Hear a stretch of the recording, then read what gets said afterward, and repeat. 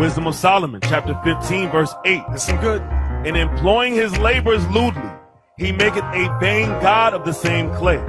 Even he, which a little before was made of earth himself. To my man. Okay. And within a little while, after returneth to the same, return back to the earth. Out of the which he was taken, when his life which was lent him. See that right there? Read that part right there. When his life which was lent him. Our lives are not our own. The life we're living now was loaned to us, lent to us.